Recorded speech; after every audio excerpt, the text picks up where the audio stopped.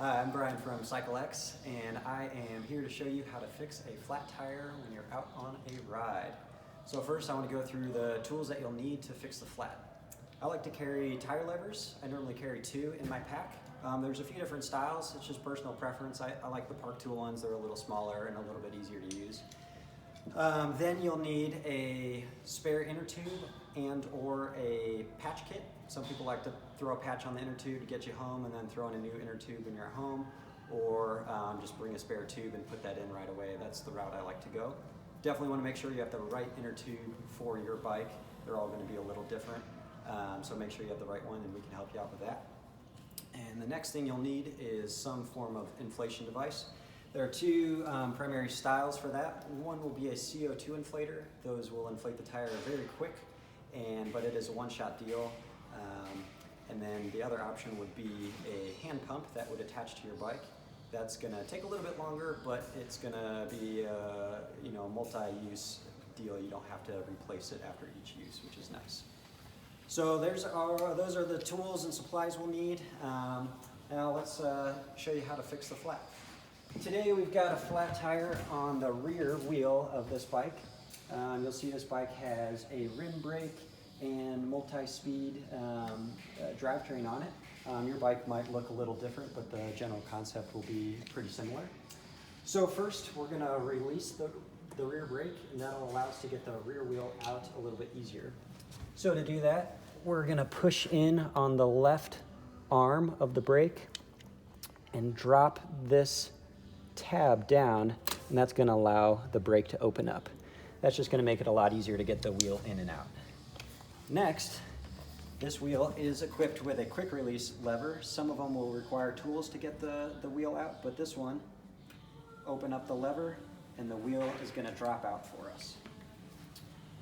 So when you're on the road, I like to grab the frame, push down on the wheel, and pull up on the frame at the same time. That's going to make it real easy for the wheel to come out of the frame. Then we can just get our chain out of the way, and boom, we've got our wheel out. Now it's really important that we lay our bike down with the gears facing up. That way we don't bend the derailleur or kink the chain or anything like that. This is going to make sure our shifting is still really nice when we get the wheel back in there. Alright, so we've got the rear wheel out. We've got a flat tire here, no air in the tire. It's really important to note, if you feel your tire going flat, you're going to want to stop immediately, assuming it's a safe place to stop. It can be dangerous to ride on a flat tire. It can also cause more damage to the bike. The tire or the rim could get damaged from riding a wheel without the proper pressure. So our first step is going to be removing the tire from the rim. This is where we get our tire levers out, and these are going to come in handy. I like to start opposite of the air valve, and I'll kind of peel the tire back a little bit with my hand, and then I'll get the tire lever underneath what's called the bead of the tire. It's this hard wire edge at the end of your tire. Now this tire is pretty loose, so I'm only going to need 1 tire lever. Just start to push the lever around the wheel, and the tire will come off the rim.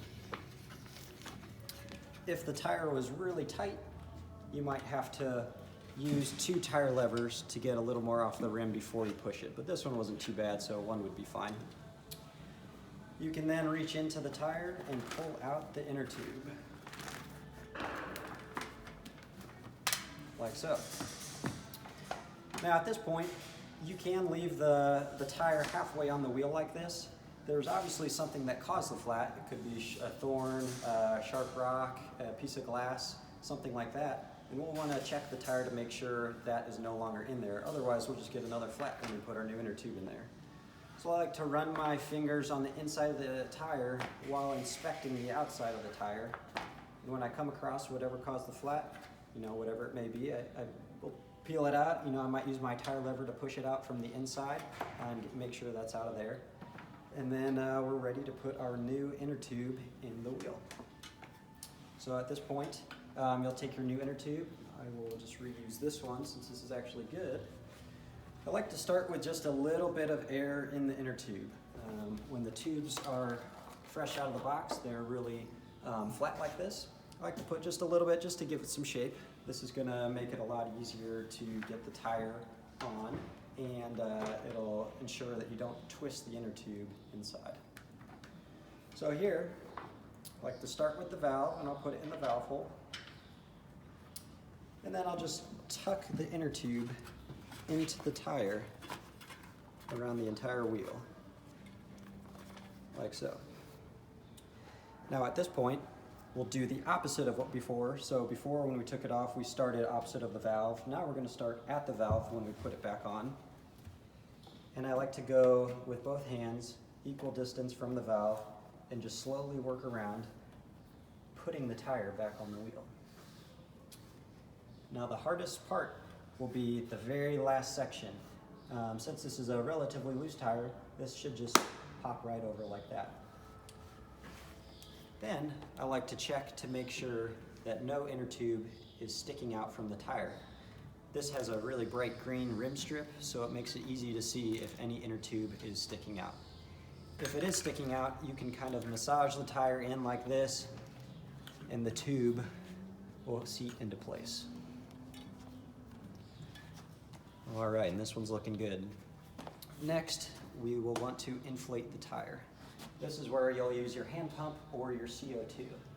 Just for the sake of not taking too much time, I'm going to use a floor pump. This is a luxury that you might have at your house, and it definitely speeds up the process a little bit, but those will work when you're out on the road.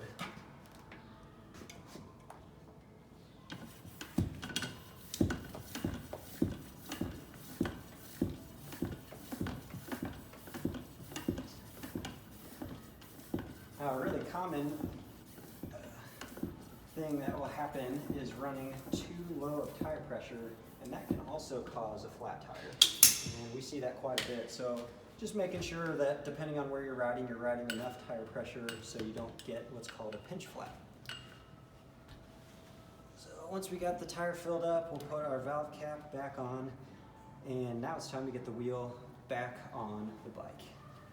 So for that, we will prop the bike up. A little pro tip would be shifting into your highest gear, or what would be your smallest cog.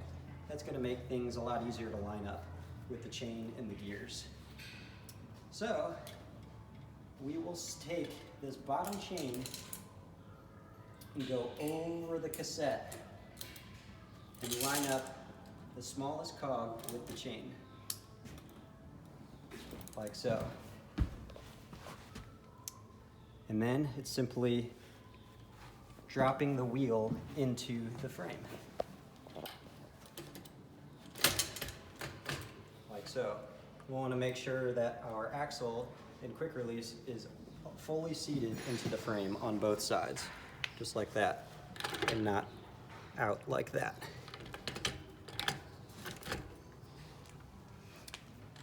Then we'll close our quick release on the opposite side. Make sure that's closed and tight. And the last and maybe the most important step is making sure our brakes are re-engaged. For that, we'll pull the left side over again, push the tab up, and fully engage, and we can double check that the brake is working. From there, you're ready to get your supplies back in your saddlebag, and you're ready to keep riding. Thanks for stopping by today.